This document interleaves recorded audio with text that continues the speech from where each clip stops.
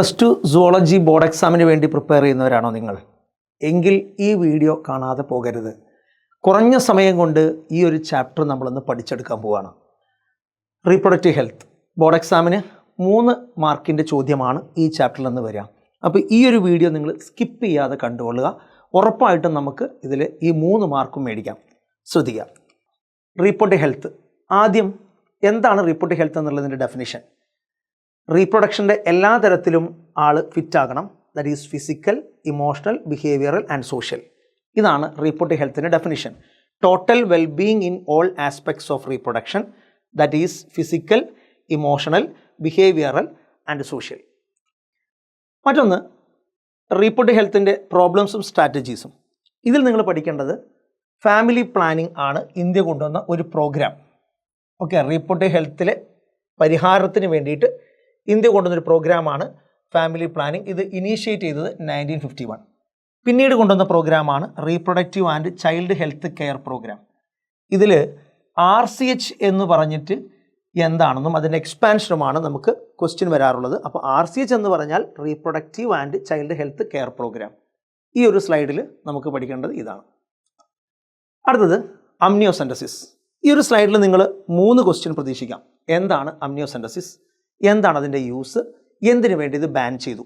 അമ്നിയോസെൻറ്റസിസ് എന്ന് പറഞ്ഞാൽ പ്രഗ്നൻസി സമയത്ത് അമ്മയുടെ ഗർഭാശയത്തിൽ നിന്ന് അമ്നിയോട്ടിക് ഫ്ലൂയിഡ് വലിച്ചെടുത്ത് അതിൽ കുഞ്ഞിൻ്റെ സെല്ലുകൾ കൾച്ചർ ചെയ്ത് പഠിക്കുന്നതാണ് അമ്നിയോസെൻറ്റസിസ്.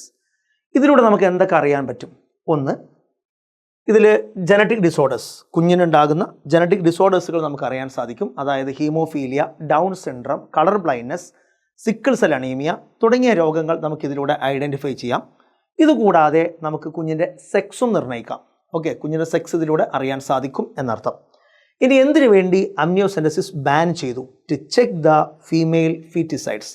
പെൺഭ്രൂണ ഹത്യ തടയാൻ വേണ്ടിയിട്ടാണ് അമ്നിയോസെൻറ്റസിസ് ബാൻ ചെയ്തത്.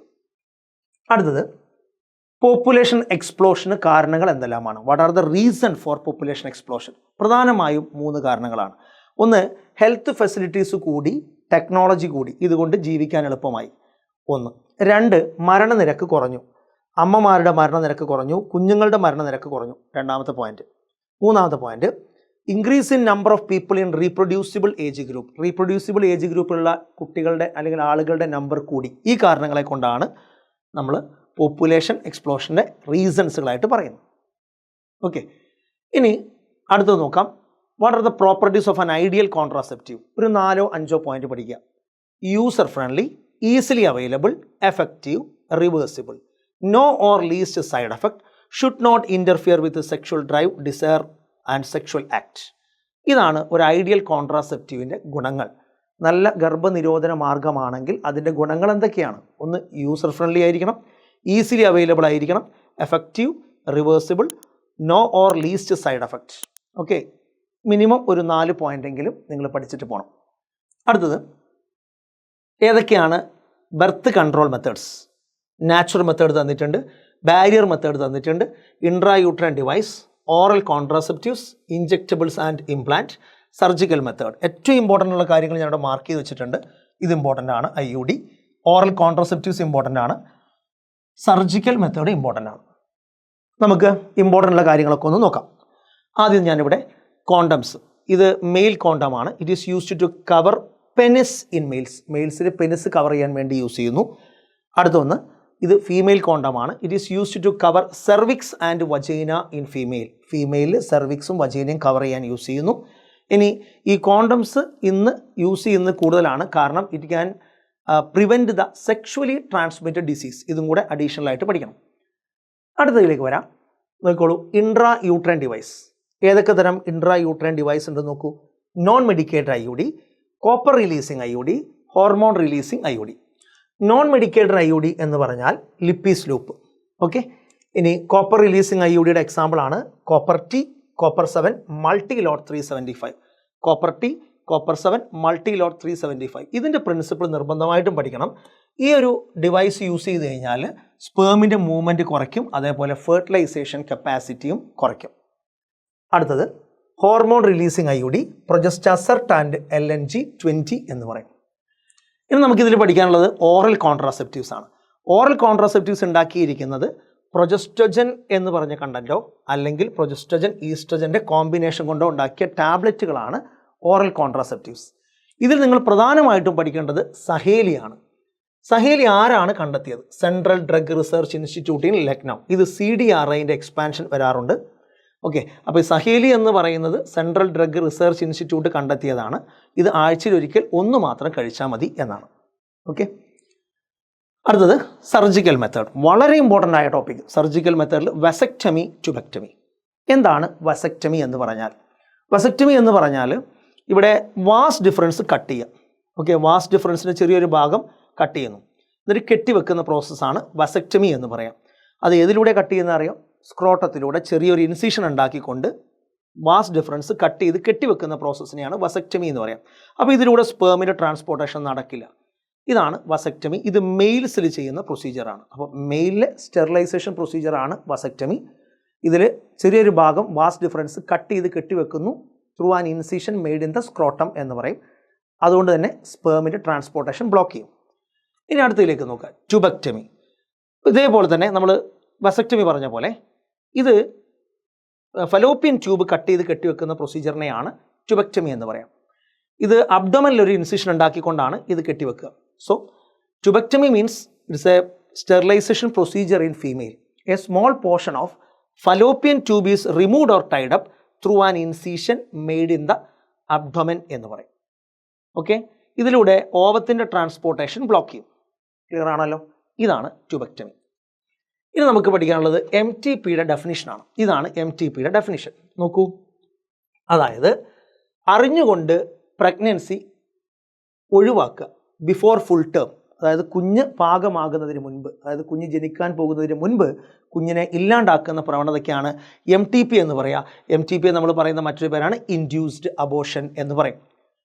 ഇന്ത്യൻ ഗവൺമെൻറ് MTP നിയമപരമാക്കിയ വർഷം 1971 എന്തിനു വേണ്ടി കൊണ്ടുവന്നു? To check the illegal female foeticides. പെൺഭ്രൂണഹത്യ തടയാൻ വേണ്ടിയിട്ടാണ് ഇന്ത്യൻ ഗവൺമെൻറ് MTP നിയമപരമാക്കിയത്.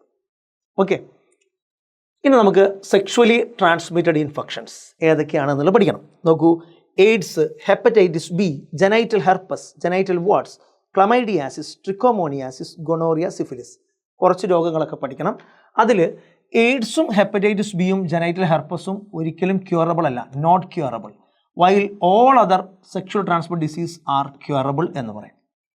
എയ്ഡ്സും ഹെപ്പറ്റൈറ്റിസ് ബിയും ജനൈറ്റൽ ഹെർപ്പസും ക്യൂറബിൾ അല്ല, ബാക്കിയുള്ള സെക്ഷുവലി ട്രാൻസ്മിറ്റ് ഡിസീസ് ഒക്കെ ക്യൂറബിൾ ആണ് എന്ന് പറയും. ഇനി നമുക്ക് ഈ സെക്ഷുവൽ ട്രാൻസ്മിറ്റ് ഡിസീസ് വന്നു കഴിഞ്ഞാൽ ഉണ്ടാകുന്ന സിംറ്റംസുകൾ പഠിക്കണം. ഇച്ചിങ്, ചൊറിച്ചിൽ, സ്വെല്ലിങ്, നീര് വെക്കുക, ഫ്ലൂയിഡ് ഡിസ്ചാർജ്, പൊട്ടി ഒലിക്കുക, സ്ലൈറ്റ് പെയിൻ, ചെറിയ വേദന. എവിടെയാണ്? ജനൈറ്റൽ റീജിയനിൽ എന്ന് പറയും. ഇനി ഇത് ട്രീറ്റ് ചെയ്യാതെ വന്നു കഴിഞ്ഞാൽ, ഈ ഒരു സെക്ഷുവൽ ട്രാൻസ്മിറ്റ് ഡിസീസ് ട്രീറ്റ് ചെയ്യാതെ വന്നു കഴിഞ്ഞാൽ എന്തൊക്കെ പ്രശ്നങ്ങളാണ് ഉണ്ടാവുക? ഒന്ന്, ഏറ്റവും പ്രധാനപ്പെട്ടത് ഇതാണ്, പെൽവിക് ഇൻഫ്ലമേറ്ററി ഡിസീസ്. ഇതിൻ്റെ എക്സ്പാൻഷൻ നമ്മളോട് ചോദിക്കാറുണ്ട്. പെൽവിക് ഇൻഫ്ലമേറ്ററി ഡിസീസ്, പിന്നെ abortion, still birth, ectopic pregnancy, infertility, cancer of the reproductive tract. ഒരു 3-4 എക്സാമ്പിൾ പഠിക്കുക. അതിൽ ഏറ്റവും ഇമ്പോർട്ടൻ്റ് ആയിട്ട് പഠിക്കേണ്ടത് പെൽവിക് ഇൻഫ്ലമേറ്ററി ഡിസീസ്. ഇതിൽ PIDൻ്റെ എക്സ്പാൻഷൻ ചോദിക്കാറുണ്ട്. ഇനി എങ്ങനെയാണ് സെക്ഷുവൽ ട്രാൻസ്മിറ്റ് ഡിസീസ് പ്രിവെൻറ്റ് ചെയ്യുക? വളരെ ഇമ്പോർട്ടൻ്റ് ആയ ഒരു ടോപ്പിക്കാണിത്. Avoid sex with unknown or multiple partners, use condoms during coitus every time, seek medical help in case of doubt and getting it completely cured. അതായത് ഒരുപാട് സെക്ഷൽ പങ്കാളിയുള്ള ആളുകളുമായിട്ടുള്ള ലൈംഗിക ബന്ധം ഒഴിവാക്കുക, കോണ്ടംസ് ധരിക്കുക, അതേപോലെ തന്നെ വൈദ്യസഹായം തേടുക എന്തെങ്കിലും ഡൗട്ട് ഉണ്ടെങ്കിൽ എന്നർത്ഥം. ഇനി assisted reproductive technology. Assisted reproductive ടെക്നോളജിയിൽ നമുക്ക് പഠിക്കാനുള്ളത് ആദ്യം ഇൻവിട്രോ ഫെർട്ടിലൈസേഷൻ അല്ലെങ്കിൽ ടെസ്റ്റ് ട്യൂബ് ബേബി പ്രോഗ്രാമാണ്. ഓക്കെ, വൈഫിൽ നിന്നോ ഡോണറിൽ നിന്നോ ഓവ എടുക്കുന്നു, ഹസ്ബൻഡിൽ നിന്നോ ഡോണറിൽ നിന്നോ സ്പേം എടുക്കുന്നു, രണ്ടും കൂടെ ടെസ്റ്റ് ട്യൂബിൽ ലാബിൽ വെച്ച് ഫെർട്ടിലൈസേഷൻ നടത്തുന്നു. അതിനുശേഷം സൈഗോട്ടിനെ നമ്മൾ ഫലോപ്പിയൻ ട്യൂബിലേക്കോ യൂട്രസിലേക്കോ മാറ്റുന്ന പ്രോസസ്സാണ്. ഫലോപ്പിയൻ ട്യൂബിലേക്കോ യൂട്രസിലേക്കോ മാറ്റുന്നതിനെ എംബ്രിയോ ട്രാൻസ്ഫർ എന്ന് പറയും. ഇതിൽ എംബ്രിയോ ട്രാൻസ്ഫർ 2 തരത്തിലാണ്. സൈഗോട്ട് ഇൻട്രാ ഫലോപ്പിയൻ ട്രാൻസ്ഫർ, ഇതിൻ്റെ എക്സ്പാൻഷൻ മാത്രമായിട്ട് ചോദിക്കാറുണ്ട്. ഇൻട്രാ യൂട്രൈൻ ട്രാൻസ്ഫർ IUT, ഇതിൻ്റെ എക്സ്പാൻഷനായിട്ടും ചോദിക്കാറുണ്ട്. ഈ സൈഗോട്ട് ഇൻട്രാ ഫലോപ്പിയൻ ട്രാൻസ്ഫർ ആണെങ്കിൽ അപ് ടു 8 ബ്ലാസ്റ്റോമിയർ, 8 ബ്ലാസ്റ്റോമിയർ വരെയാണെങ്കിൽ ഫലോപ്പിയൻ ട്യൂബിൽ വെച്ച് കൊടുക്കും. ഓക്കെ, മോർ ദാൻ 8 ബ്ലാസ്റ്റോമിയർ ആണെങ്കിൽ യൂട്രസിലേക്ക് വെച്ച് കൊടുക്കും. അതിനെയാണ് ഇൻട്രാ യൂട്രൈൻ ട്രാൻസ്ഫർ എന്ന് പറയാം. ഇനി രണ്ടാമതാണ് gift, gamete intra fallopian transfer എന്ന് പറയും. ഒരു ഫീമെയിലിൽ നിന്ന് ഓവ എടുത്തിട്ട് മറ്റൊരു ഫീമെയിലിലേക്ക് വെച്ച് കൊടുക്കുക.